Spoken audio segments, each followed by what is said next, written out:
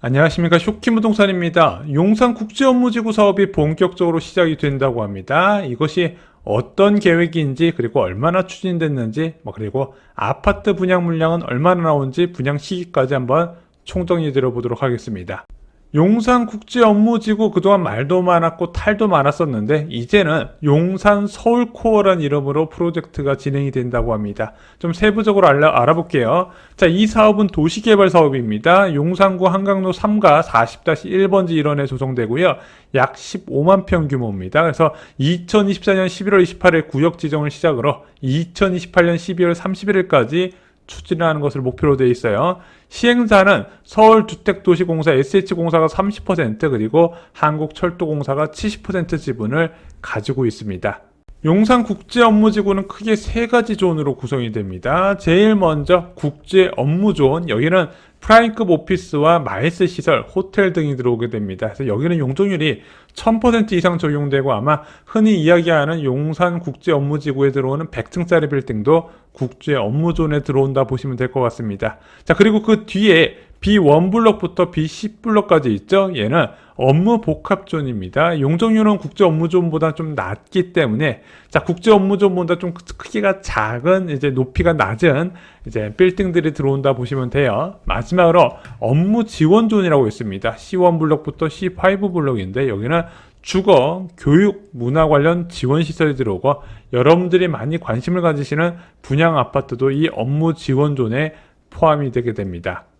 현재 서울의 업무지구는 강남권, 여의권, 그리고 도심권 3개로 나눠져 있죠. 자, 근데 이 3대 업무지구에서 앞으로 4대 업무지구로 바뀔 것이란 전망이 확산되고 있습니다. 왜냐하면 이 3대 업무지구에 오피스들이 지금 좀 점차 노후화가 되고 있거든요. 자, 그런데 이런 와중에 서울 핵심지에 무려 100층 넘는 랜드마크 빌딩이 들어온다 보니까 기업들 수요를 빨아들일 것이다 예상이 되는 거죠. 그래서 예상 근무 인원은 현재 한 6만 6천 명 정도 된다고 합니다. 판교 테크노밸리 근무자 수에 비해서 한 10,000명 정도 부족하고요. 마곡 업무지구 근무자 수준에 비해서는 2배 이상 규모라고 보시면 될 것 같아요. 이렇게 고밀로 오피스를 꽉꽉 채워 넣으면은 직장인들 출퇴근 수요 때문에 지하철이 박이 터질 것 같은데, 자, 근데 이 지역은 기존에 갖고 있던 교통 인프라가 굉장히 괜찮습니다. 1호선 그리고 경의중앙선 용산역이 있고요. 4호선 신용산역도 도보로 접근이 가능합니다. 여기서 끝나는 게 아니라 GTX D노선이 이제 용산을 지나지 않습니까? 이거는 이제 민자 사업이 곧 착공에 들어가게 될 거예요. 마지막으로 신분당선 용산 연장 사업이 2027년 상반기에 착공 예정입니다. 그래서 1호선, 4호선, 경의중앙선, GTX B노선과 마지막으로 신분당선 연장선까지 기대할 수 있다는 거죠. 용산국제업무지구 일정 살펴보겠습니다. 자, 용산국제업무지구 개발구상 발표는 2022년 7월에 있었죠. 자, 그 전까지 여기가 어떻게 될 것인가 굉장히 많은 논란이 있었는데 결국 서울시가 교통정리를 끝냈습니다. 그리고 2024년 2월에 개발계획이 대회 발표가 됐죠. 그리고 2024년 11월에 구역지정 및 개발계획 결정 고시가 났고요. 올해 11월에 기반시설이 착공되며 토지 분양도 진행이 된다고 합니다. 그래서 토지 분양받고 나서 각종 인허가 절차를 거친 후에 2028년부터 건물 공사가 시작이 되어 마지막으로 2030년부터 기업과 주민들의 입주가 시작이 됩니다. 생각보다 오래 걸릴 프로젝트는 아니에요.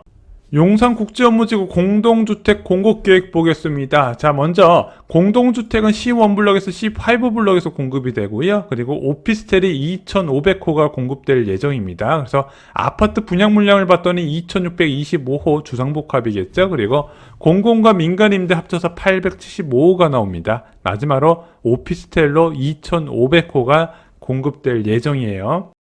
이 용산 정비창 부지는요, 2020년 5.6 공급 대책에서 약 8,000호의 공공주택이 공급되기로 예정이 돼 있었습니다. 하지만 오세훈 서울시장이 들어오고 나서 여기를 임대주택으로 뭐 넣을 수 없다 이러면서 개발 계획을 바꿨죠. 그러면서 8,000호 규모에서 3,500호 규모로 줄어들게 됐습니다. 개인적으로 오피스텔이 2,500호가 들어온 건 좀 아쉬워요. 뒤에서 설명을 드리겠지만 용산구는 분양가 상한제 지역이고 이 오피스텔은 분양가 상한제를 적용받지 않다 보니까 굉장히 비싼 분양가가 책정됩니다. 지금도 여의도에서 공급되는 오피스텔 분양가 보시면 아실 거예요. 언제쯤 분양할까요? 2026년 초 공동주택 용지 매각이 이제 본격적으로 진행될 거로 봅니다. 그러면 분양 시기는 그로부터 한 1년 6개월에서 2년이기 때문에 지금 예상하기로는 한 2027년 말부터 2028년 초 정도 사이에 분양이 시작될 거다 저는 생각을 합니다. 용산구 분양의 명품 기대작 3선이 있습니다. 첫 번째는 용산국제업무지구 방금 소개를 드렸죠. 2625호가 나옵니다. 두 번째는 얼마 전에 영상을 제작했었던 용산 아세아 아파트입니다.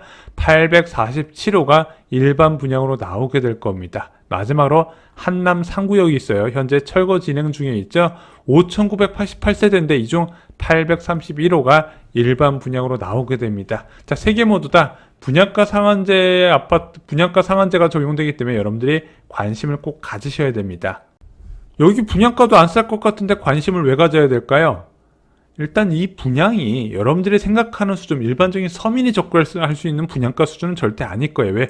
주변 시세 베이스로 나오는데 일단 이 지역이 34평 신축이 기본적으로 30억대를 보는 지역이기 때문에 분양가 상한제가 적용되다 하더라도 20억대는 기본으로 나올 겁니다. 솔직히 20억대 분양받을 수 있는 사람이 얼마나 제한적입니까? 하지만 누군가는 그런 분양을 받을 수 있을 것이고 그렇게 분양받을 수 있는 사람은요 좀 무리를 내서라도 접근하는 게 좋아요. 왜? 핵심지 분양가 상한제 아파트는 무조건 로또에 가깝기 때문이죠. 그래서 자금이 된다면 무조건 잡으라고 권해드리고 싶습니다.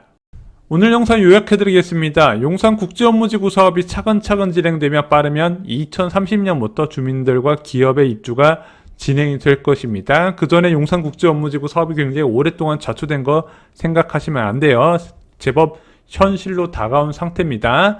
용산국제업무지구가 완성되면 판교에 버금가는 업무지구로 거듭날 것입니다. 그래서 지금 주요 업무지구에 빌딩들이 많이 노후화됐기 때문에 제가 볼 때는 용산국제업무지구가 완성되면 이쪽으로 터를 옮기려는 기업들이 꽤 많을 것으로 봅니다.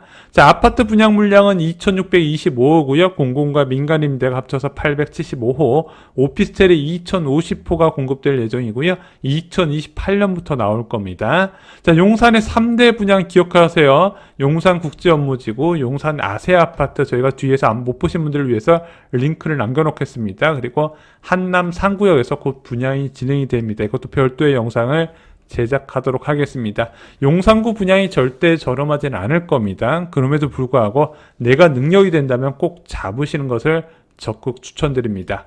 오늘 준비한 소식은 여기까지입니다. 오늘 영상 도움이 되셨나요? 도움이 되셨다면 구독과 좋아요 그리고 용산국제업무지구에 관심 많으신 분들께 이 영상 공유해 주시면 큰 도움이 될 겁니다. 이상 영상 마치겠습니다. 감사합니다.